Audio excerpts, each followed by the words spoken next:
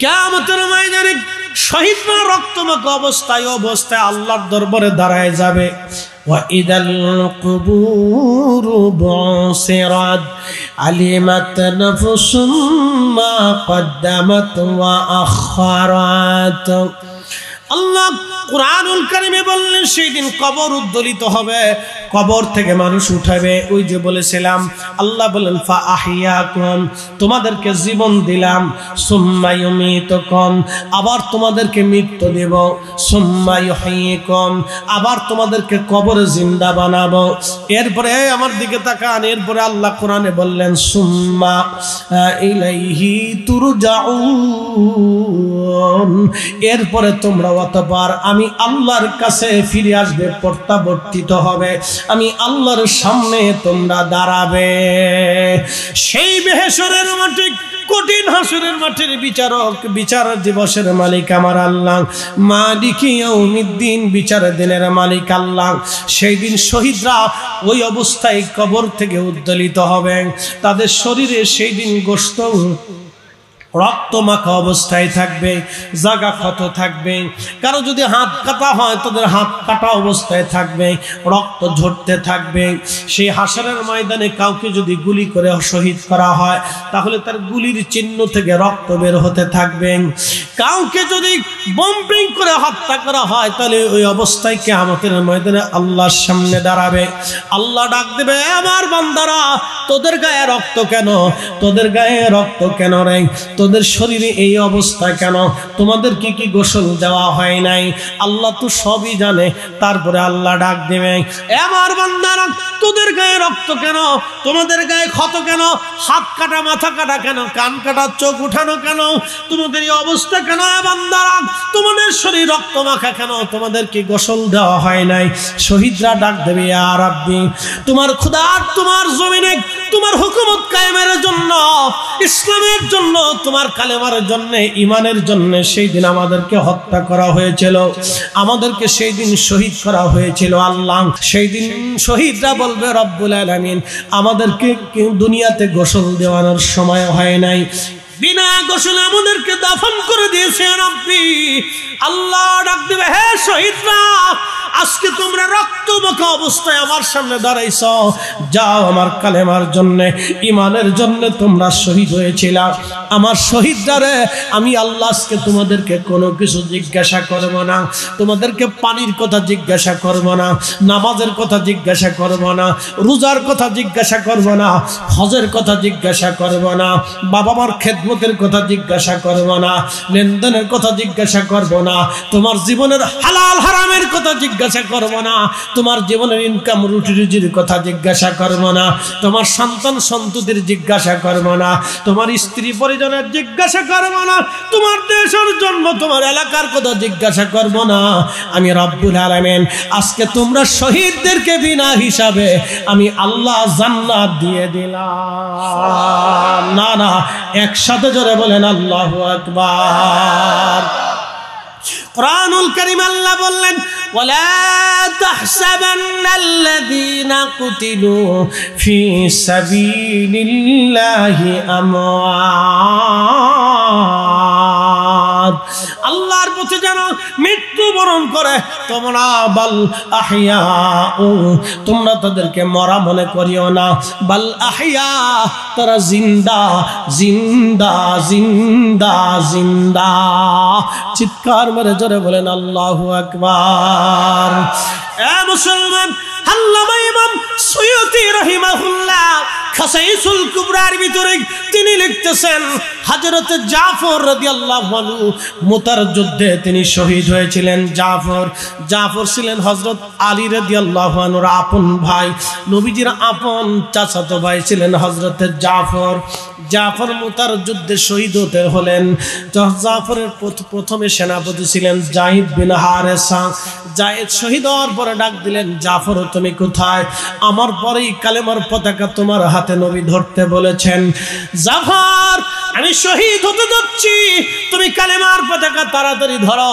হযরত জাফর দৌড়ে যায় হযরত যায়েদ থেকে কালেমার পতাকা নিলেন। তিনি 2 লক্ষ কাফের রোমান সৈন্যদের মধ্যে ভিড়ে ঢুকে গেলেন। একা 2 লক্ষ কাফেরের সাথে যুদ্ধ করতেছিলেন একা।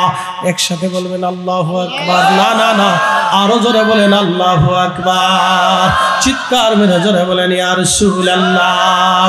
আমরা কুত্তা দেখে ডরাই, আমরা যোগ দেখে ডরাই, আমরা সাপ দেখে ডরাই, আর তারা 2 লক্ষ কাফেরের সামনে মাথা নত না করে সেই দিন হযরত জাফর জিহাদ করতেছিলেন। যুদ্ধের এমন প্রচন্ড পর্যায়ে কাফেররা তার সাথে না পারে, তার ডান হাতে কালেমার পতাকা ছিল, বাম হাত দিয়ে তলোয়ার চালাইতেছিলেন তিনি। একইভাবে 2 হাত দিয়ে তারা তলোয়ার চালাইতে পারতেন। 1 হাত দিয়ে তলোয়ার চালাচ্ছিলেন, আর 1 হাত দিয়ে কালেমার পতাকা ধরেছিলেন। কাফেররা ডান হাত বরাবর তলোয়ারে আঘাত করলো। ডান হাত বরাবর তলোয়ারে আঘাত করার পরে ডান হাতটা কেটে চলে গেল। হযরত জাফর রাদিয়াল্লাহু আনহু হাতের মায়া করে নাই। তেনার একটাই উদ্দেশ্য, আজকে আমি শহীদ হয়ে যাব, কিন্তু আমার রাসূলের দেওয়া কালেমার পতাকা জমিনে পড়তে দেব না। একসাথে বলেন আল্লাহু আকবার। আজকে নবীর দেওয়া কালেমার পতাকা জমিনে পড়তে দেব না, আমি শহীদ হয়ে যাব, জমিনে কালেমার পতাকা পড়তে দেব না। হযরত জাফর রাদিয়াল্লাহু তাআলা আনহু তিনি বাম হাত দিয়ে কালেমার পতাকা ধরে 1 হাত দিয়ে লড়াই করতেছিলেন। কাফেররা বাম হাত বরাবর তলোয়ারে আঘাত করলো, বাম হাত কেটে জমিনে পড়ে গেল। কিন্তু জাফর রাদিয়াল্লাহু আনহু কামড় দিয়ে কালেমার পতাকা চেপে ধরলেন। ওনার উদ্দেশ্য, কালেমার পতাকা জমিনে পড়তে দেব না। কাফেররা তার পিঠ এবং বুকের উপরে বর্ষার আঘাত করতে লাগলো। হযরত জাফর দুনিয়ার মধ্যে জমিনের উপরে পড়ে গেলেন, ঠিক আছে, কিন্তু কালেমার পতাকা কামড় দিয়ে চেপ দিয়ে ধরে বুকের উপরে কালেমার পতাকা ধরে রেখে দিয়েছিলেন, মাটিতে পড়তে দেয় নাই। তারা মুজাহিদ, তারা মুজাহিদ, তারা শহীদ, তারা সাহাবী। চিৎকার মেরে বলেন আল্লাহু আকবার। তারা সাহাবী, তারা সাহাবী। জমিনে কালেমার পতাকা পড়তে দেন নাই জাফর। আল্লাহর কাছে দৃশ্যটা এতই ভালো লাগলো, আমার নবীজি ডাক দিয়ে বলেন, সাহাবীরা রে, আমার জাফরের এই প্রেম দেখে আমার রব, আমার আল্লাহ জাফরের 2টা হাতের বদৌলতে আমার আল্লাহ তার 2টা পাখা বানায় দিয়েছে। আমার জাফর तमाम সৃষ্টি 8টা জান্নাতের যেখানে খুশি সেখানে আমার জাফর উড়ে উড়ে ঘুরে ঘুরে বেড়ায়। হয় না জোরে বলেন। আমার জাফর উড়ে উড়ে ঘুরে ঘুরে বেড়ায়। আল্লাহর নবী মদিনার রাস্তা দিয়ে হেঁটে যাচ্ছে, এমন সময় নবীজি বলেন, ওয়া আলাইকুম আসসালাম ওয়া রাহমাতুল্লাহি ওয়া বারাকাতুহু। সাহাবীরা বলেন, ইয়া রাসূলুল্লাহ, আমরা দেখলাম না আপনি দেখলেন, আমরা শুনলাম না আপনি শুনলেন, কে সালাম দিল আর আপনি সালামের জবাব দিলেন? আমরা তো শুনলাম না কেউ আপনাকে সালাম দিল, কিন্তু আপনি তো সালামের জবাব দিয়ে দিলেন। আল্লাহর নবী বললেন, সাহাবীরা রে, আমি যা দেখি তোমরা তা দেখো না, আমি যা শুনি তোমরা তা শোনো না। আমার জাফর আমার সামনে দিয়া তার 2টা পাখা দিয়ে উড়ে উড়ে যাওয়ার সময় আমার জাফর আমার সালাম দিয়ে গেছে। আমার জাফর শহীদ হয়ে গেছে, আল্লাহর দরবারে চলে গেছে। আমার জাফর আমার সামনে দিয়ে উড়ে উড়ে যাওয়ার সময় আমার সালাম দিয়ে চলে গেছে, আমি আমার জাফরের সালামের জবাব দিয়েছি। একসাথে বলেন আল্লাহু আকবার। বহিরামবাসী, মৃত্যু মানে শেষ না, মৃত্যু মানে শেষ না, মৃত্যু মানে আর এক জগতের শুরু, মৃত্যু মানে শেষ না, মৃত্যু মানে আর এক জগতের শুরু, আর একটা জগৎ। হযরত জাফর রাদিয়াল্লাহু আনহু 2টা হাত আল্লাহ পাখা বানিয়ে দিলেন, আল্লাহর বেহেশতে উড়ে উড়ে চলতে লাগলেন। ফিলিস্তিনের মানুষ শহীদ হয়ে যাচ্ছে, তারা শাহাদাতের পরপরই আমার আল্লাহ তাদেরকে জান্নাতে উড়ায় নিয়ে ঘোরায় বেড়ায়। ফিলিস্তিনের ছোট ছোট বাচ্চারা শহীদ হয়ে যাচ্ছে, এরা জান্নাতের ছোট ছোট পাখি, আহা তারা জান্নাতে উড়ে উড়ে বেড়াচ্ছে। একসাথে বলবেন আল্লাহু আকবার। আল্লাহ ফিলিস্তিনি শহীদদের সাথে আমাদেরকে কবুল করে নিক, জোরে বলেন আমিন। ফিলিস্তিনি মুজাহিদদের সাথে আল্লাহ আমাদেরকে কবুল করুক, জোরে বলেন আমিন। আল্লাহ হাসরের ময়দানে তাদের সঙ্গে আমাদেরকে বানায় দিক, জোরে বলেন আমিন। আল্লাহ রাসূলের সাথে সাক্ষাৎ হবে, আশিক রাসূলের মৃত্যু মানে তার জীবনের অনেক বড় আনন্দ। আল্লাহর হাবিবের সাথে তার দিদার হবে। উসমান গনি জিন্নুরাইন রাদিয়াল্লাহু আনহু তিনি বিদ্রোহীরা পড়া মসজিদ এবং তার হুজরা ঘিরে ফেলে দিল। ঘিরে ফেলে দেওয়ার পরে উসমান গনি জিন্নুরাইন রাদিয়াল্লাহু আনহু তিনি কোরআন শরীফ হাতে নিয়ে অধিক সময় কোরআন পড়তেন। কোরআন শরীফ হাতে নিয়ে উসমান গনি রাদিয়াল্লাহু আনহু তিনি মসজিদের সাথে হেলান দিয়ে কোরআন শরীফ পড়তে পড়তে ঘুমিয়ে পড়লেন। স্বপ্নের ভিতরে দেখলেন রাহমাতুল লিল আলামিন নবীজি তশরীফ গ্রহণ করেছে। হয় না, জোরে বলেন ইয়া রাসূলুল্লাহ, নবীজি আসে না নাই, জোরে বলেন আসে না নাই। যদি বিশ্বাস করেন আসে, তাহলে সৌদির পুলিশ রওজা শরীফের পাশে দাঁড়ায় কেমনে কয় ইয়া হাজাল্লাহ রো আল্লাহ বিদে আল্লাহ শির হ্যাঁ মুহাম্মদ উসকে কদমাতা, মুহাম্মদ উসকে কদমাতা, মুহাম্মদ মরে গেছে, ইয়া হাজাল্লাহ শির যা যা চলে যা। এখানে কিচ্ছু নেই। কোরআনের মগজ বলো, ঈমানের রূহ বলো, ধর্মের প্রাণ বলো, কোরআনের মগজ বলো, ঈমানের রূহ বলো, ধর্মের প্রাণ বলো, ধর্মের জীবন বলো, এই তিনটা বস্তুর মূল বস্তু হলো হাসতে হবে রাহমাতুল লিল আলামিন। আমার নবীর ভালোবাসা, রাসূলের ভালোবাসা নাই, কোরআন তার ভিতরে নাই। নবীর ভালোবাসা নাই, ঈমান তার ভিতরে নাই। নবীর ভালোবাসা নাই, ইসলাম তার মধ্যে নাই। এই হাত উঁচু করে বলেন ঠিক কি না? মনোযোগের সাথে কথাগুলি শুনে যাবেন। আজ আল্লাহর নবীজি স্বপ্নে আসলেন। উসমান গনি জিন্নুরাইন রাদিয়াল্লাহু আনহু স্বপ্ন দেখে রহমতের নবীজি তশরীফ গ্রহণ করেছেন। উসমান জিন্নুরাইন নবীজিকে সালাম দিলেন। আল্লাহর নবী সালামের জবাব দিয়ে বলেন উসমান কেমন আছো? উসমান ডেকে বলেন ইয়া রাসূলুল্লাহ, ইয়া হাবিবাল্লাহ, দুনিয়ার জঞ্জালের ভিতরে তেমন ভালো নাই। উসমান তুমি কি চলে আসবে না দুনিয়াতে আরো কিছুদিন থাকতে চাও? আল্লাহু আকবার। না না, জোরে বলেন।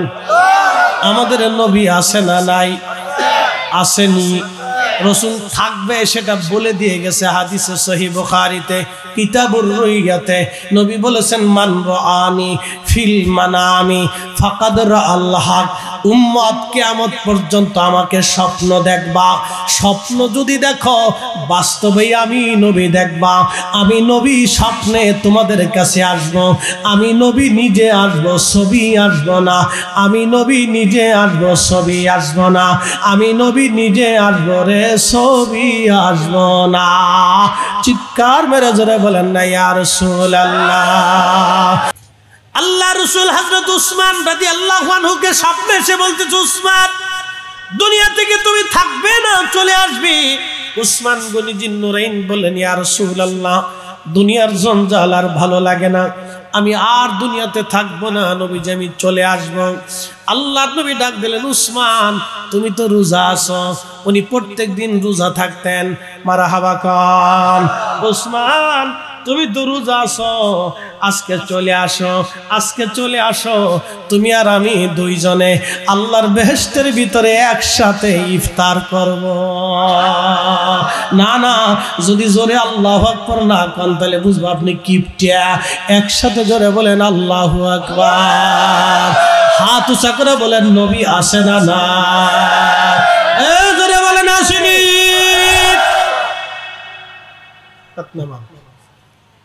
নবীর জায়গা নবী আছে, আমাদের চোখের জায়গা চোখ আছে, রসুলের জায়গা রসুল আছে, আমাদের চোখের জায়গা চোখ আছে, আমাদের কালবের জায়গা কালব আছে, কিন্তু পাওয়ার নাই।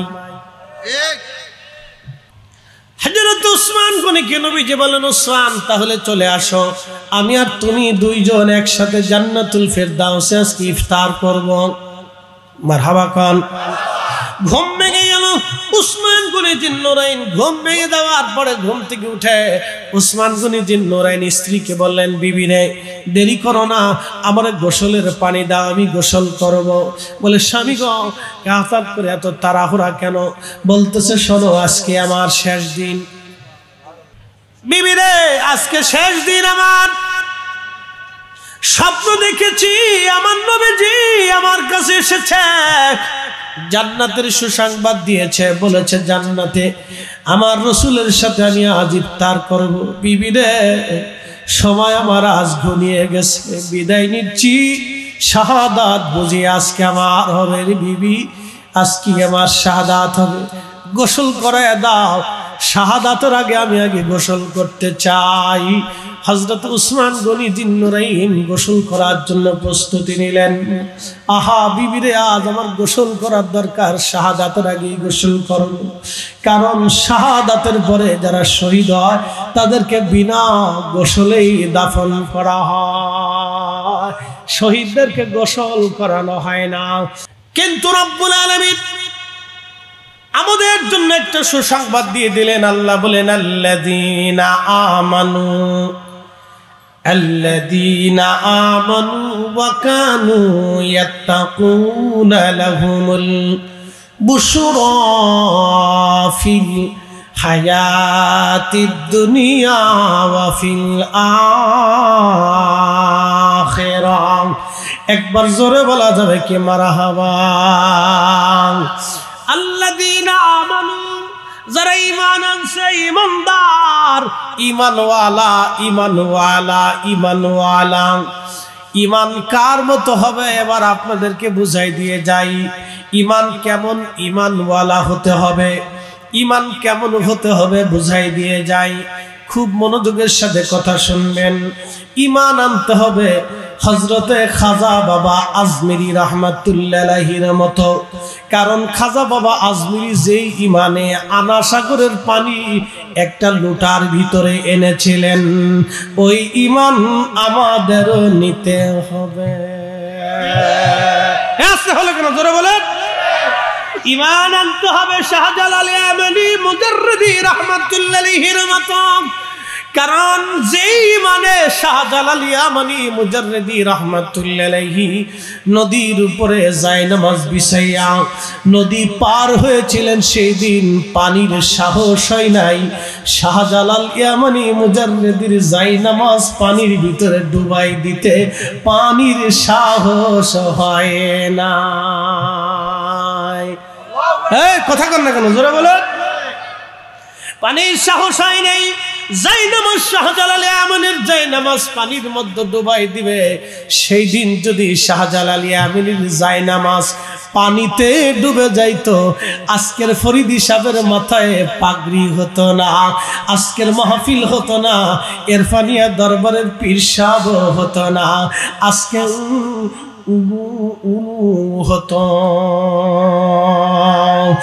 যেই বেটা হুজুর বলল খাজা বাবা ভুয়া, খাজা বাবা আজমিরি যদি সেই দিন আনা সাগরের পানি একটা লোটার ভিতরে আনতে না পারত, আজমির থেকে সেই দিন যদি মাটির ধোলা যদি পানি পথে নিক্ষেপ করতে না পারত, তাহলে যেই বেটা খাজা বাবাকে আজকে ভুয়া বলতেছে, যেই মৌলবী, ওই মৌলবীর মুসলমানি হতো না। হাই কাজটা কোন কেন? জোরে বলেন, হাত উঁচা করে বলেন, ঠিক কিনা? প্রিয় উপস্থিতি, এর অর্থ হচ্ছে আল্লাহর ওলিরা যে ঈমানে ঘুমিয়ে গেছে, সেই ঈমানটা আমাদের দরকার, সেই আকীদা, সেই বিশ্বাস আমাদের দরকার। কথা ঠিক কিনা? আচ্ছা, আপনি এখন মুসলমান, আপনি কি মুসলমান? সনাতনীরা বিশ্বাস করে আবার আসিব ফিরে। এই আমার দিকে তাকাবেন। আবার আসিব ফিরে ধানসির তীরে নবান্নে বাংলায়, হয়তো শালিকের বেশে। বুঝেন নাই? বুঝাইতেছি। কবি জীবনানন্দ দাশ, কবি জীবনানন্দ দাশ তিনি লিখেছেন, আবার আসিব ফিরে ধানসির তীরে নবান্নে এ বাংলায়, হয়তো শালিকের বেশে। কবি জীবনানন্দ দাস তার ওনার নিজের ধর্মের বিশ্বাসটাকে কবিতার ছন্দে ফুটিয়ে তুলেছেন। যেমন মুসলমান কবি গোলাম মুস্তফা তিনি লিখেছেন, গোলাম মুস্তফা তিনি কবি গোলাম মুস্তফা তিনি লিখেছেন, এবং কাজী নজরুল ইসলাম তিনি মুসলমান কবি লিখেছেন। এরকম বহু মুসলমান কবি কবিতা লিখেছেন। মহাকবি হাফিজ কবিতা লিখেছেন, শেখ সাদি রহমাতুল্লাহ আলাইহি কবিতা লিখেছেন, আল্লামা ডক্টর ইকবাল রহিমাহুল্লাহ কবিতা লিখেছেন। হিন্দু ধর্মের বড় বড় কবিরা কবিতা লিখেছেন, যেমন জীবনানন্দ দাশ কবিতা লিখেছেন, রবীন্দ্রনাথ ঠাকুর কবিতা লিখেছেন। বড় বড় কবিরা কবিতা লিখেছেন। প্রত্যেক ধর্মের কবিরা তাদের ধর্মের নামে কবিতা লিখে গেছেন। কাজী নজরুল ইসলামও কবিতা লিখে গেছেন। কত চমৎকার! সুন্দর ফুল সুন্দর ফল, মিঠা নদীর পানি, খোদা তোমার মেঘের বাণী, খোদা তোমার মেঘের বাণী।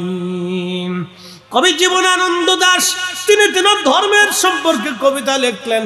আবার আসিব ফিরে ধানসিঁড়িটির তীরে নবান্নে এ বাংলায় হয়তো শালিকের বেশে। কবি জীবনানন্দ দাশ হিন্দু ধর্মের অনুসারী ছিলেন বিদায় বললেন, আমি আবার পৃথিবীতে ফিরে আসব। তারা পুনর্জন্মে বিশ্বাসী, তাদের বিশ্বাস আকীদা হলো পুনর্জন্মে বিশ্বাসী। তারা বলতেছেন আবার আসবো ফিরে পৃথিবীতে, আমি হয়তো শালিকের বেশে ফিরে আসবো, অথবা কবুতরের বেশে, অথবা কাউয়ের বেশে, অথবা কুত্তার বেশে। হুজুরের বয়স 80 বছর, 85 বছর আগে পৃথিবীতে ওনার কোনো অস্তিত্ব ছিল না। অস্তিত্ব জেনে দিলেন তিনি আল্লাহ, আমার রব আমার আল্লাহ। আল্লাহ এই জন্য আল্লাহ বললেন, কাইফান তাকফুরুনা বিল্লাহ, কি করে তোমরা আমি আল্লাহকে অস্বীকার করো, আমার আইনকে অমান্য করো, আমার হুকুমকে তোমরা অমান্য করো। আমি হালাল খাইতে বলছি, কেন তুমি হারাম খাও? আমি সুদ নিষেধ করেছি, কেন তুমি সুদ খাও? আমি ঘুষ নিষেধ করেছি, কেন তুমি ঘুষ খাও? আমি অন্যের জমি দখল করতে নিষেধ করেছি, তারপরেও কেন অন্যের সম্পদ খাওয়ার চিন্তা করো? এ বান্দা, তোমাকে যেটা নিষেধ করলাম তুমি সেটা কেন ছাড়ো না? আল্লাহ ডাক দিলেন, তুমি নির্জীব ছিলে, নিষ্প্রাণ ছিলে, ফাআহিয়াকুম, এরপরে আমি তোমার জীবন দিয়ে দিলাম, সুম্মা ইউমীতুকুম, এরপরে তোমার মৃত্যু আমি আল্লাহ আবার দিয়ে দেব, সুম্মা ইউহয়িকুম, আবার তোমার আমি জিন্দা বানাবো। চিৎকার মেরে জোরে বলেন মারহাবা।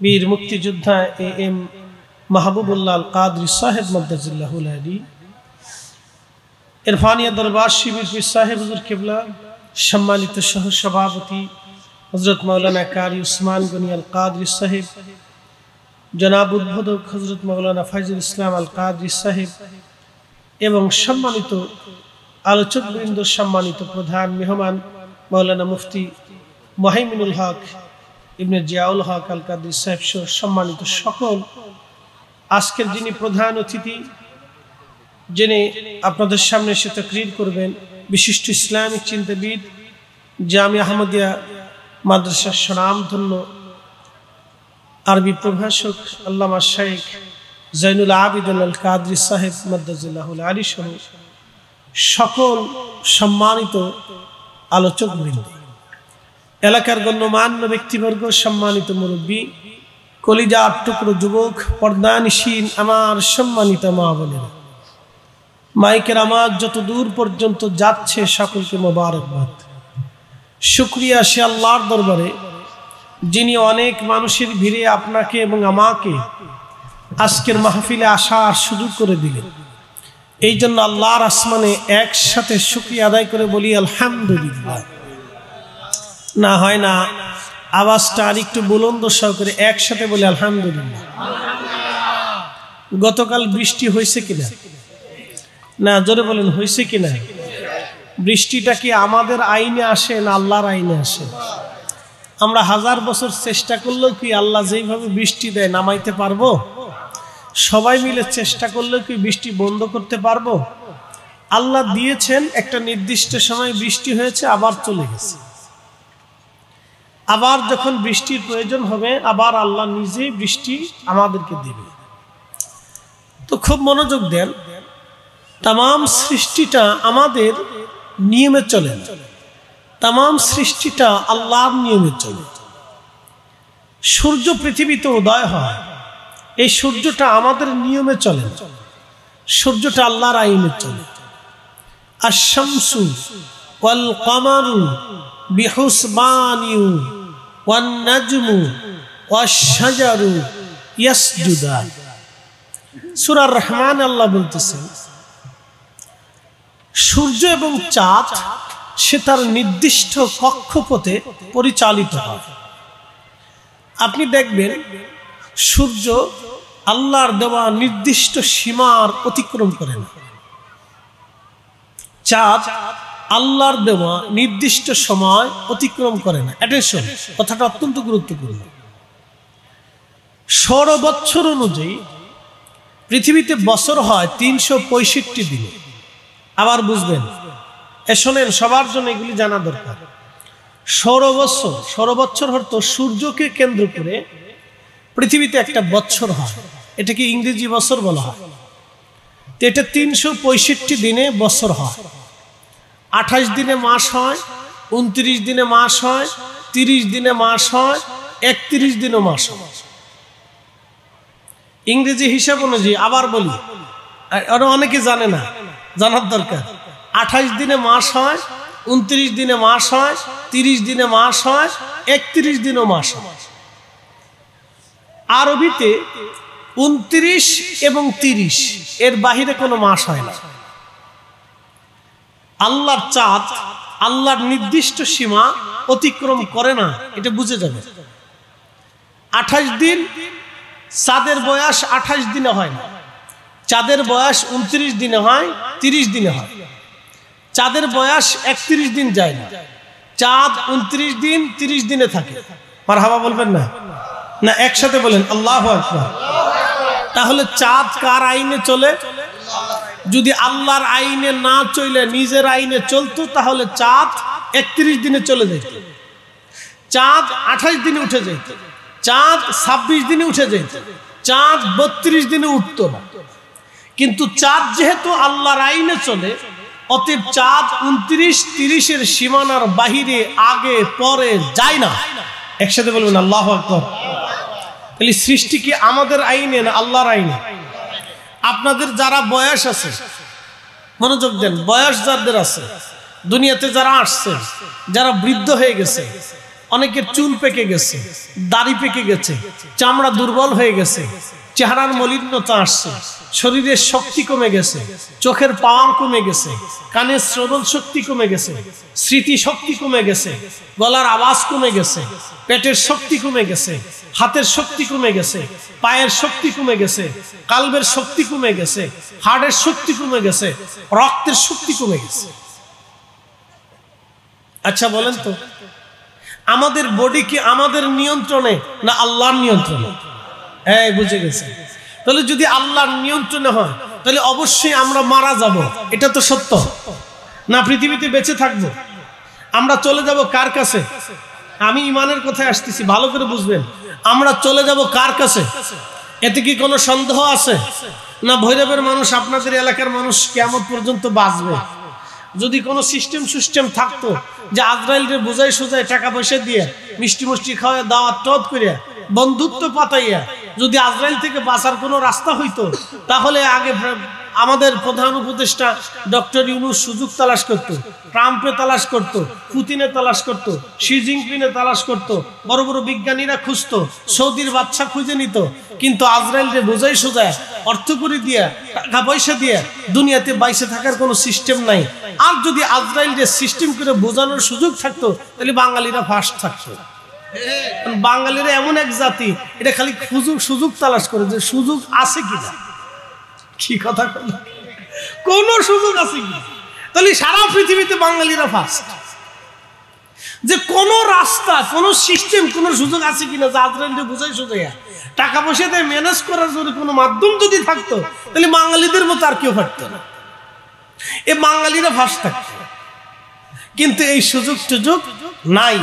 চলে যাব কার কাছে? আল্লাহর কাছে। কোরআনের একাত আল্লাহ বাস করলেন, কুল ইন্নাল الموت الذي تفرون منه فإنه ملاقيكم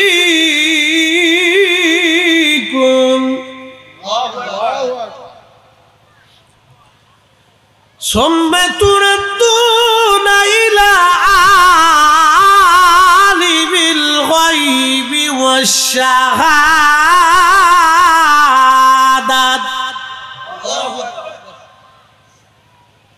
রব্বুল আলামিন বললেন, হাবিব উম্মতকে বলে দেন মৃত্যু থেকে তারা পালায়, মৃত্যু থেকে সবাই বাঁচতে চেষ্টা করে, কিন্তু কেউ মৃত্যু থেকে বাঁচতে পারবে। প্রিয় উপস্থিতি, প্রিয় হাজিরিন, মধ্যাঞ্চলবাসী মনোযোগ দিয়ে কথা শুনে যাবেন। যেহেতু আমরা সবাই চলে যাব আল্লাহর কাছে, সবাই চলে যাব আল্লাহর কাছে, পৃথিবীর বয়স আমি আপনাদেরকে একটু ধারণা দিয়ে দেই।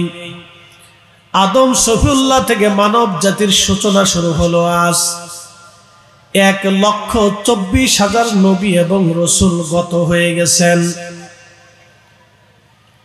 এক বছর বছর অন্তর অন্তর যদি এক একজন নবী দুনিয়াতে পৃথিবীতে আসে, এক একজন নবী যদি 1 বছর পর পর পর পর দুনিয়াতে আসে, তাহলে 1,24,000 নবীর হিসাব অনুযায়ী বর্তমান মানব জাতির বয়স মিনিমাম 2.5 লক্ষ বছর।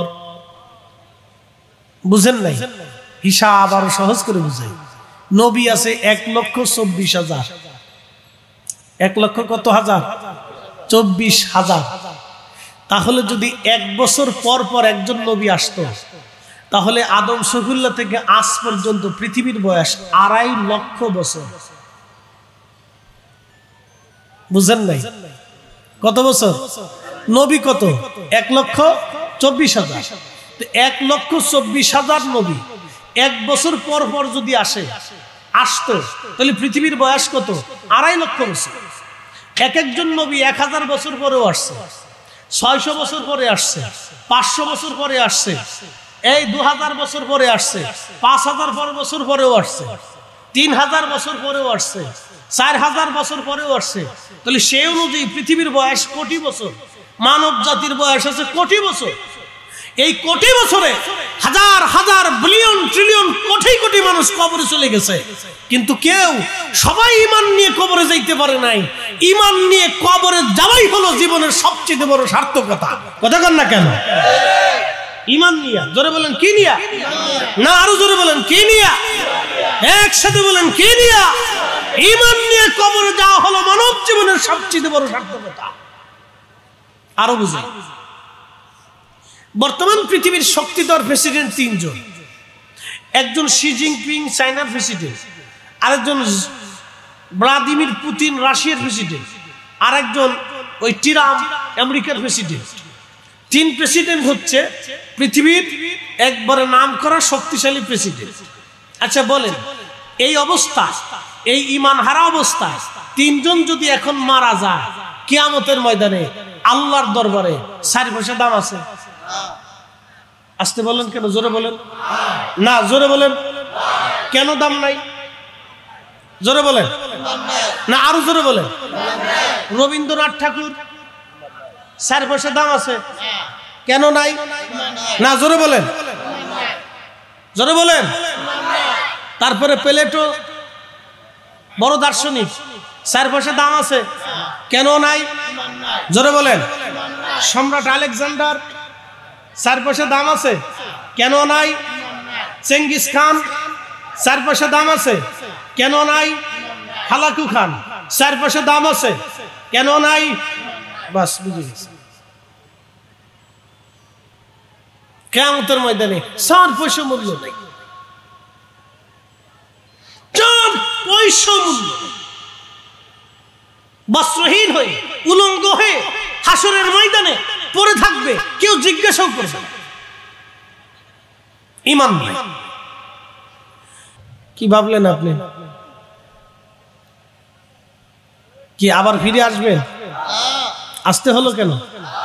না না, জোরে বলেন, আবার ফিরে আসবেন? সুযোগ টুযোগ আছে? মুনকার নাকিরে কেরামান কাতিবিন রে ফেরেশতা আজরাইল আর জাহান্নামের মালিক ফেরেশতার জিবরাইল রে বুঝাই শুধু কি আবার আসার সুযোগ টুযোগ আছে? নাই। আল্লাহ কোরআনে জানিয়ে দিলেন ওয়ালা ইউআখিরাল্লাহু নাফসান ইযা জাআ আজালুহা।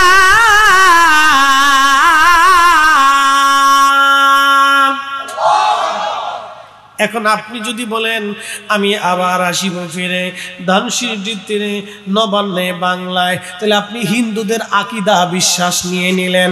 আপনি হিন্দুদের আকীদা যদি নেন তাহলে আপনি হিন্দুর সাথে মিলে গেলেন। এই আস্তে কোন কেন জোরে বলেন, আপনি হিন্দুর সাথে মিলে গেলেন। হিন্দুদের বিশ্বাস হলো সে আবার পৃথিবীতে আসবে, ভগবান তাকে দুনিয়াতে আবার পাঠাবে, কাউয়া বানাইয়া, কবুতর বানাইয়া, পাখি বানাইয়া, শালিক বানাইয়া, কুত্তা বানাইয়া, শিয়াল বানাইয়া, বন্য কোনো পশু পাখি বানাইয়া তারে ভগবান আবার পৃথিবীতে পাঠাবে। এটা সনাতনীদের বিশ্বাস আকীদা। আর মুসলমানের আকীদা বিশ্বাস হলো আর কখনো ফিরে আসা সম্ভব না। আল্লাহ কুরআনুল কারীমের ভিতরে আল্লাহ বললেন কাইফা তাকফুরুনা বিল্লাহি ওয়া কুনতুম আমওয়াতা, কি করে তোমরা আমি আল্লাহকে অস্বীকার করো অথচ তুমি নির্জীব ছেলে, নিষ্প্রাণ ছেলে, দেহহীন ছেলে, অস্তিত্বহীন ছেলে। আমার বয়স 40-42 বছর আগে পৃথিবীতে আমার কোনো অস্তিত্ব ছিল না, নাম নিশানা ছিল না, বংশ পরিচয় ছিল না, আমি কার সন্তান, কি নাম কি ধাম আমার কিছুই ছিল না।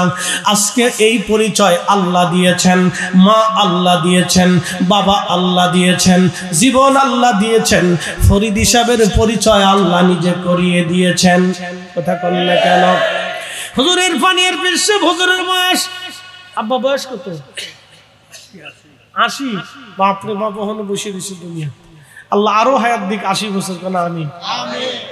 কি আপনারা যেমনি আমিন করতেছেন মনে হয় একটু কিপটে কিপটে ভাব যে হুজুর মরে যাক, আপনারা চান নাকি? কখন জোরে বলেন আমিন। হুজুরে আল্লাহ আরো 80 বছর দিয়েছে, 160 বছর আল্লাহ আরো দিন বসে রাখে। বয়স করে যত বয়স বাড়ে আল্লাহর দরবারে তত গ্রহণীয় হয়। মারহাবা কর। অতএব আরো বয়স হোক, আমরা দোয়া করি। কেন দোয়া করবো না কেন? খাবার কি আমি খাওয়াবো? তো বরাদ্দ কে করে? একসময় বাংলাদেশে মানুষ ছিল 8 কোটি, তারপরে এদেশের মানুষ 3 বেলা পেট ভরে খাইতে পারে না। কি আমি কি ভুল বলতেছি? এখানে মুরব্বী বাবাজিরা আছে। 8 কোটি মানুষ ছিল স্বাধীনতার পরবর্তী 10 বছর, 80-র দশকে, 90-র দশকে এদেশের 100% মানুষের ভিতরে, পরিবারের ভিতরে 80% পরিবার 3 বেলা ভাত খাইতে পারে নাই, এক বেলা মুড়ি সানাচুর খেয়ে থাকছে। কি কথা কন না কেন? মুড়ি সিরে খেয়ে থাকছে, কোনো সময় না খেয়ে থাকছে, 2 বেলা খাইছে। এক বেলা পেট ভরে খাইতে পারছে, বাকি 2 বেলা পেট ভরে খাইতে পারে নাই। নির্দিষ্ট করে মা তাকে খাবার দিত, প্লেটে বাসনে নির্দিষ্ট করে দিত, তুমি এতটুকুন পাবে, তুমি এতটুকুন পাবে। কি মুরব্বী বাবা কথা খারাপ হয়েছে? আমি মা প্লেটে বাসন বেড়ে দিছে, আমার কোথায় বলতেছে, মা বেড়ে দিছে, আমাদের ভাই আমাদেরকে বেড়ে দিছে, এতটুকুন তোমার বরাদ্দ। অতটুকুন খেয়ে মাদ্রাসায় যেতে হয়েছে।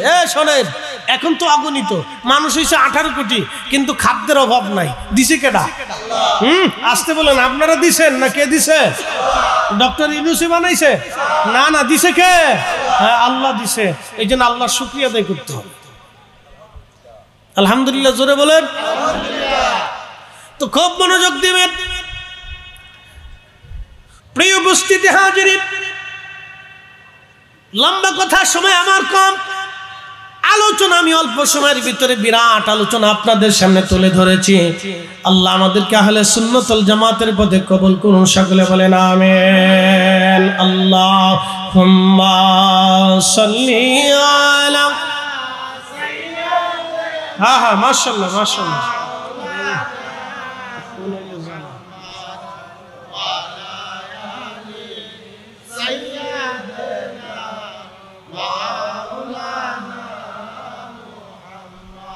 তুমি আল্লাহর প্যারা হাবিব,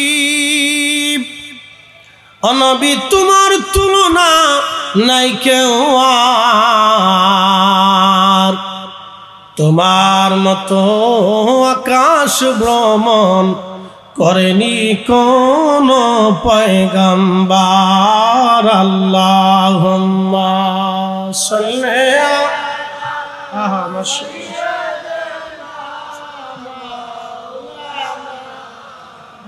মুহাম্মদ ওয়া আলা আলি সাইয়্যিদিনা।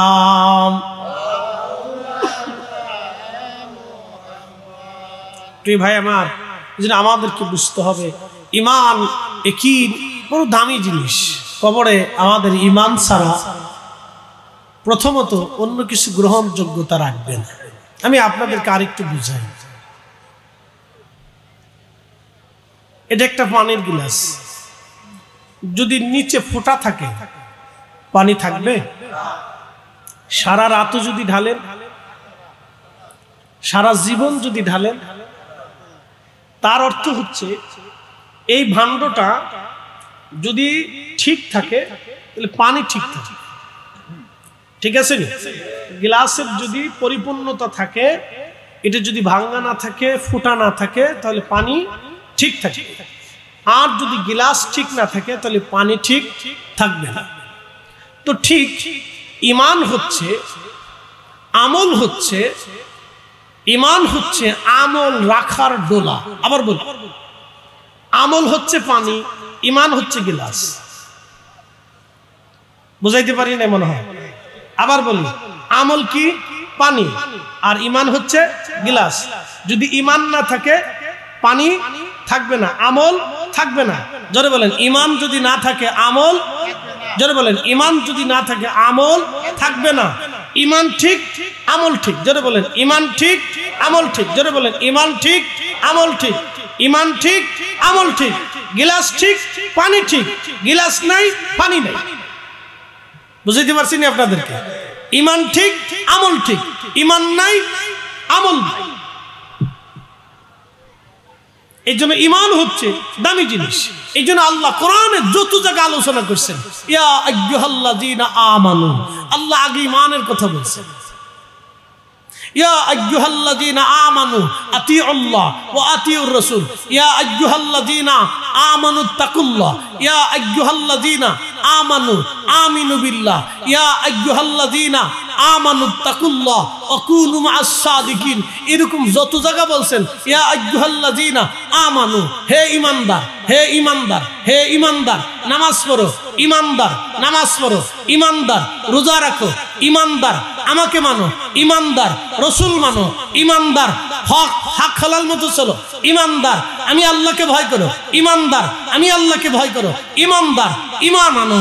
ঈমানের কথা আল্লাহ আগে বলছেন, আগে ঈমানদারকে ডাক দিয়েছেন, হে ঈমানদার, ঈমানদার, ঈমানদারের কথা বলছেন আল্লাহ, আগে ঈমানের কথা বলছেন। ঈমান, ঈমান, ঈমান, বিশ্বাস, বিশ্বাস, বিশ্বাস ঠিক, সব ঠিক। বিশ্বাস ঠিক নেই, কিচ্ছু ঠিক। বিশ্বাস ঠিক, সব ঠিক। বিশ্বাস ঠিক নেই, কিচ্ছু ঠিক। যেন ঈমান দামি জিনিস। আপনাদেরকে মুখতাসার বুঝাইলাম। আল্লাহ আমাদেরকে ঈমান বুঝার তৌফিক দিক, বলে না আমিন। আমরা যেন ঈমান বুঝি, ঈমান দামি জিনিস। ঈমান ঠিক, আমল ঠিক। ঈমান ঠিক নেই, আমল ঠিক নেই, যত হাজার বছর আমল করেন কাজ হবে না। আমি আরেকটু বুঝি। চিন্তা করলেন ফরিদি হুজুরের ওয়াজ বলা চমৎকার ওয়াজ করছে, তো আজকে সারা রাত্রে নামাজ ছাড়তাম না। বাড়ি গেলেন, মসজিদে ঢুকলেন, সুন্দর জুব্বা গায়ে দিলেন, ফাগড়ি মাথায় দিলেন, জায়নামাজ দিলেন, আতর দিলেন, সেন্ট দিলেন, সুন্দর করে খাইলেন, চাটা খাইলেন, যাইয়া সুন্দর করে নামাজে দাঁড়াইলেন, সারা রাত নামাজ পড়লেন, কোরআন পড়লেন, জিকির করলেন, ফজর পড়লেন, ওযু নাই। জোরে বলেন, একসাথে বলেন, ওযু নাই, নামাজ হইব? জোরে বলেন, হইব? নাই। আচ্ছা, আরেকটু বুঝি। সারা রাত নামাজ, রোজা রাখছেন, মাহে রমজান গেছে, রোজা রাখছেন, সারাদিন রোজা রাখছেন, মিথ্যা বলেন নাই, চগলখুরি করেন নাই, ফাহিশা কথা বলেন নাই, অন্য বেটির দিকে কুনজর দেন নাই, গল্প গুজব করেন নাই, সারাদিন রোজা রাখছেন, কোরআন পড়ছেন, জিকির করছেন, সারাদিন ইখলাসের সাথে রোজা রাখছেন। ইফতার করার সময় বইসে শুয়োরের গোশত দিয়ে বিরিয়ানি রান্না করে ওই বিরিয়ানি দিয়ে আপনি ইফতার করছেন। জোরে না, না জোরে বলেন, আরো জোরে হবে না। সারাদিন রোজা রাখছেন, মিথ্যা বলেন নাই, চগলখড়ি করেন নাই, গীবত করেন নাই, ফায়সা কথা বলেন নাই, মহিলাদের দিকে কোনো জোরে তাকান নাই, সব ঠিকঠাক আছে। ইফতার করার সময় শুয়োরের গোশত দিয়ে বিরিয়ানি রান্না করে ইফতার করছেন, কইব? কারণ কি? শুয়োরের গোশত হারাম। জোরে বলেন, শুয়োরের গোশত হারাম।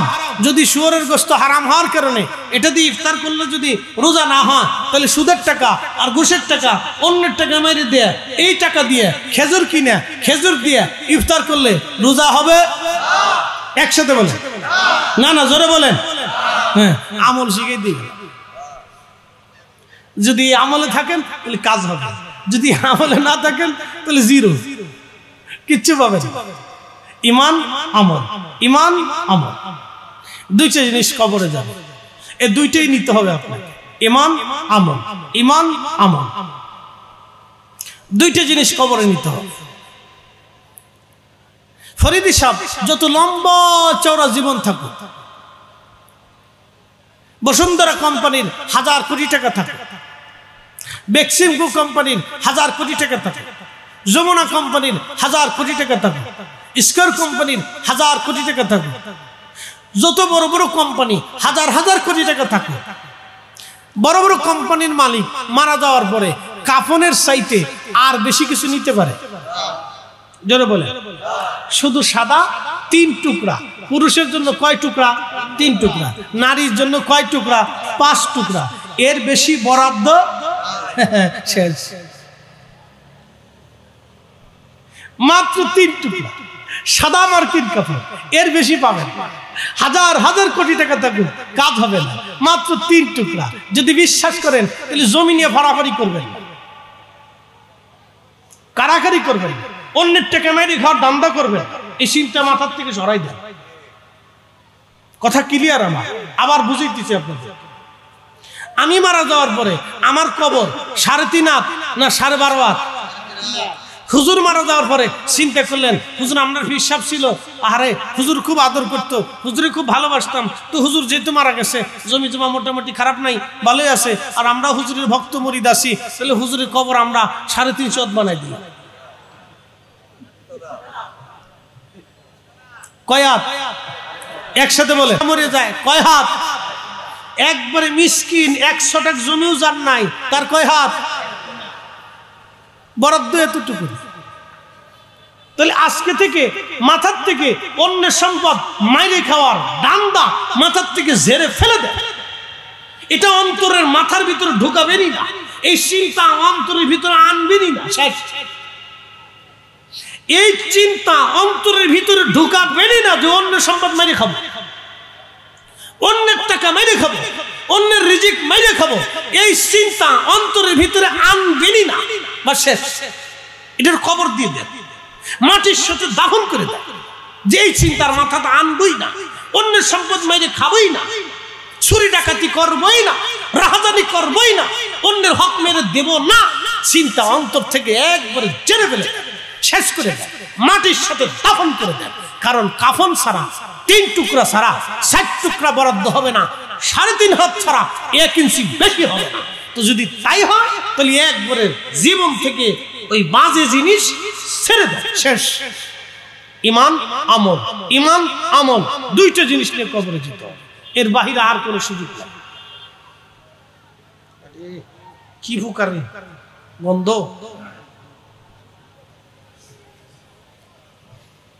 আল্লাহ আমাদেরকে আমলে নিজের জীবনকে পরিণত করা তৌফিক দান করুন, সকলে বলে না আমিন। ভাই আমার, আপনাকে আমি বুঝাইছি, মানাটা আপনার, না মানাটা আপনার, কিন্তু কবর আপনার, কবর আমার। যার কবরে তাকেই জবাবদিহিতা করতে হবে। আপনার কবরে আপনার প্রতিবেশী যে দাঁড়ায়া জবাব দিতে পারবেন, আমার কবরে আপনি এসে দাঁড়ায়া জবাব দিতে পারবেন না। যার জবাবদিহিতা তার কাছে। কিয়ামতের ময়দানে সন্তানের জন্য আপনাকে জবাবদিহিতা করা হবে না যে তোমার সন্তান নামাজ কেন পড়ে নেই, তুমি জবাব দিয়ে যাও। না, আপনার সন্তান নামাজ পড়েন নাই, তার জবাব তাকে দিতে হবে। আপনি নামাজ পড়েন নাই, আপনার জবাব আপনাকে বহন করতে হবে। যার যার প্রশ্নে তাকে তাকে উত্তর দিতে হবে।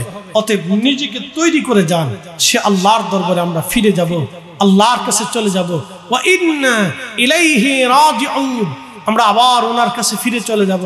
ওনার কাছ থেকে আসছিলাম, ওনার কাছে ফিরে চলে যাব। যদি বিশ্বাস একিন করেই থাকেন তাহলে জীবন থেকে সব ওই 2 নম্বরই ঝেড়ে ফেলে দেন। অন্যের হক মেরে খাওয়া একবারে মাটির সাথে দাফন করে দেন। একবারে নিজেকে ফ্রেশ করে তোলেন যে আল্লাহ আর এগুলি করবো না, ছেড়ে দিলাম, ইয়া রব আর এই কাজ করবো না। অন্তরে যদি কখনো এসেই যায় তো একবারে দাফন করে দিবেন যে না, এই কাজ করা যাবেই না, এই কাজ করা যাবেই না। তবে একটা কথা মনে রাখবেন, নামাজ পড়েন নাই, আল্লাহ ক্ষমা করে দেওয়ার ওয়াদা করছে। রোজা রাখেন নাই, কোনো কারণবশত আল্লাহ ক্ষমা করে দেওয়ার ওয়াদা করছে। আপনি হজ করেন নাই, কোনো কারণবশত আল্লাহ ক্ষমা করে দেওয়ার ওয়াদা করছে। কিন্তু অন্যের জমি, অন্যের অর্থ, অন্যের হক মেরে দিলে আল্লাহ বান্দা ক্ষমা না করা পর্যন্ত আল্লাহ মাফ করবে না, এটা আল্লাহ ওয়াদা করছে। আবার বুঝি, নামাজ পড়েন নাই, রোজা রাখেন নাই, হজ করেন নাই, জিকির করেন নাই, আপনি আল্লাহ ক্ষমা করে দেওয়ার ওয়াদা করছে। কিন্তু অন্যের সম্পদ, অন্যের হক মেরে দিয়েছেন, ও যার হক মেরেছেন সে ক্ষমা না করা পর্যন্ত আল্লাহ মাফ করবে না, আল্লাহ ওয়াদা করছে। শেষ। যদি ওয়াজ বুঝেন তাহলে এইগুলি বুঝে দেন। ওয়াজ যদি শোনেন বাড়ি পর্যন্ত নেন তো এইগুলি বাড়ি পর্যন্ত নিয়ে যান, যেগুলি বাড়ি পর্যন্ত নিলে কাজে লাগবে। এই নারী সমাজ, আপনাদেরকে ভালো করে বুঝাই দিয়ে যায়, 4 ভাই একসাথে থাকে, ব্যবসা একসাথে করলো, সংসার একসাথে হচ্ছে, এক পাতিলের খাবার খাচ্ছে, একসাথে ঘুমাইতেছে, একসাথে চলাফেরা করতেছে। 4 ভাইয়ের 4 জন হোম মিনিস্টার আসার পরে এক ভাই আরেক ভাইয়ের চেহারা দেখে না। আস্তে কন কে, জোরে কন, জোরে বলেন। দোষ কি আমার? দোষ কি আমার? দোষ তো হোম মিনিস্টারের। তো উচ্চ বাচ্চা খাওয়া যাইতেছে না, কইলে তো রান্না বান্না করতো না। আমার কই দিছে, সাবধান, মহিলাদের বিরুদ্ধে ওয়াজ করো। যদি কোনোদিন ইউটিউবে আমি শুনি তাহলে রান্না বান্না হইতো না। 12 নম্বর সিগন্যাল দিয়ে রাখছে, তা আমি এর ফাঁকে ফাঁকে করে দিয়ে যাই, কারণ বিপদ। হোম মিনিস্টার মারাত্মক, বাপরে বাপ। আমাদের দেশের কিছু খুঁটনা বেডি আছে, পান খায় আর খালি গ্রাম বেড়ে ঘুরে বেড়ায়। এই ফোড়া, ওই ফোড়া, এই গ্রাম, সেই গ্রাম, এই বাড়ি, সেই বাড়ি, এই ঘর, ওই ঘর। তো রহিমের মা খুব ভদ্র মানুষ, তো রান্না বান্না করতেছে, হেতে পান খাইতে খাইতে চুন মারতে মারতে আস্তে আস্তে রহিমের মার ঘরের কোনায় চুলার কাছে যায় বসছে। রহিমের মা কি করো? রান্না বান্না করে। রহিমের বউ কো, সে অসুস্থ, একটু বিশ্রাম করতেছে, শুইতে দিছি। বলছি বৌমা তুমি ঘুমায় থাকো, বিশ্রাম করো, আমি আজকে রান্না বান্না করি। বেডি চিৎকার দেখে কি রহিমের মা, রহিমের বিয়ে দিছো কি তুমি রান্না বান্না করার লাগে নাকি? দিছে না পিন মেরিয়া? কি কথা কন না কে? এরকম বেডি মনে হয় আপনাদের এলাকায় নাই। বাংলাদেশের এমন কোন গ্রাম নাই যে গ্রামে এই বেডি না আছে। এগুলো অসুস্থ, বেমারি, এগুলোর ধরে ধরে যদি পাবনা মেন্টাল হসপিটালে পাঠাইতে পারতাম তাহলে আমাদের দেশের গ্রাম ভালো হয়ে যেত। এগুলোর ধরে ধরে যদি পাবনা মেন্টাল হসপিটালে পাঠাইতে পারতাম তাহলে আমাদের সমাজ ভালো হয়ে যেত, আমাদের পরিবার ভালো হয়ে যেত, ভাই ভাইয়ের ঝগড়া হইতো না, আত্মীয় স্বজনের ভিতর ঝগড়া হইতো না, স্বামী স্ত্রীর তালাক হইতো না। কি কথা কন না? স্বামী স্ত্রী তালাক পর্যন্ত এই দুষ্ট মহিলাদের জন্য। এটার নাম দিছে আমরা ফরিদপুরের ভাষায় কুটনা বেডি, কটনা বেডি।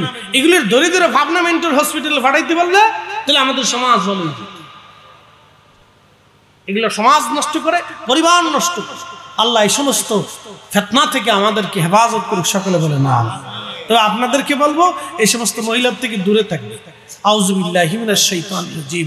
শয়তান কয় এরা আমার খলিফা, আমার দরকার হবে না, এরাই কাজ সেরে। তবে একটা কথা মনে রাখবেন, শয়তানের রাজত্ব সিংহাসন আটলান্টিক মহাসাগরের মাঝখানে। এইখানে বসে বসে শয়তান সারা দুনিয়ার সব কাজ আঞ্জাম দেয়। অতএব আল্লাহ এই সমস্ত ভয়াবহ ফিতনা থেকে আমরা বাঁচাই দিক। সকলে বলেন আমিন, একসাথে বলেন আল্লাহু আকবার। একটু জবান খুলে জিকির করেন মোহাব্বতে আল্লাহ আল্লাহ আল্লাহ।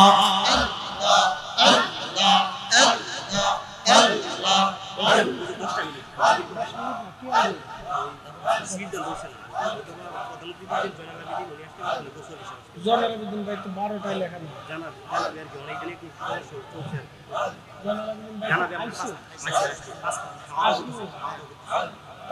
একজন বয়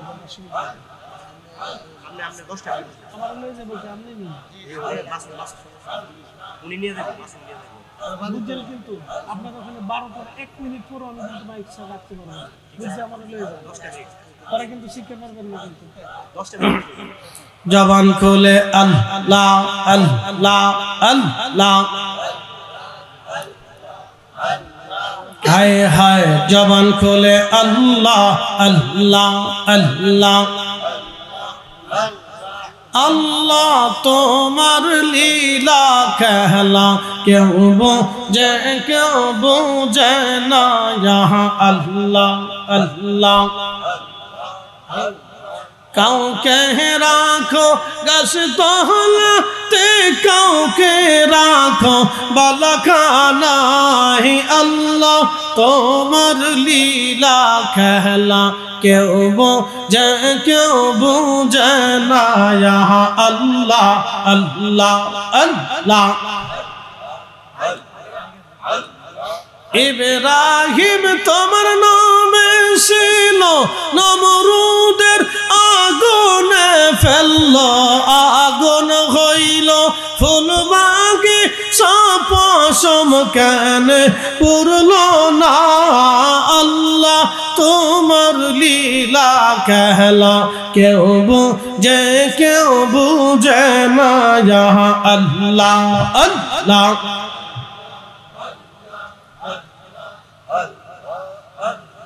কাউকে রাখো গাছ তলাতে, কাউকে রাখো বালাখানায়, আল্লাহ তোমার লীলা খেলা কেউ বুঝে কেউ বুঝে না, আল্লাহ আল্লাহ।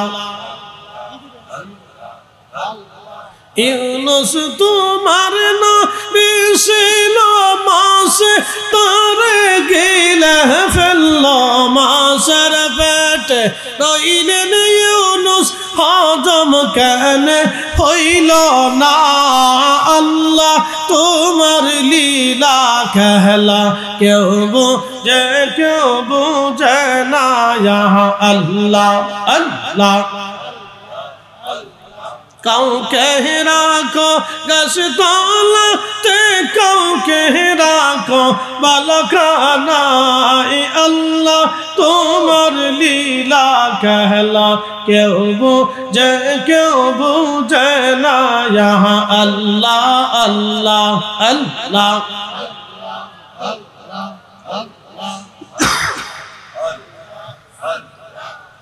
বোঝ পাগলা রে ডুবলো বেলা দেখনা চাহিয়া, আল্লাহ আল্লাহ।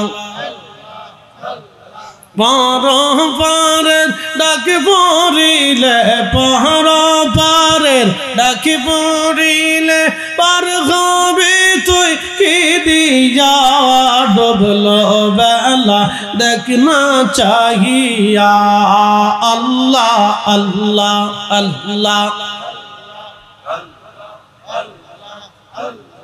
সাদের জীবন হেলায় হেলায় শেষ হইতে চলিল, সাদের জীবন হেলায় হেলায় শেষ হইতে চলিল, নামাজ রোজা জিকির ফিকির কিছুই না হইল, রং তামাশাই দিন কাটাইলা, রং তামাশাই দিন কাটাইলা, আল্লাহর জিকির কইল না, আল্লাহর জিকির হইল না, ডুবলো বেলা দেখ না চাহিয়া, আল্লাহ আল্লাহ।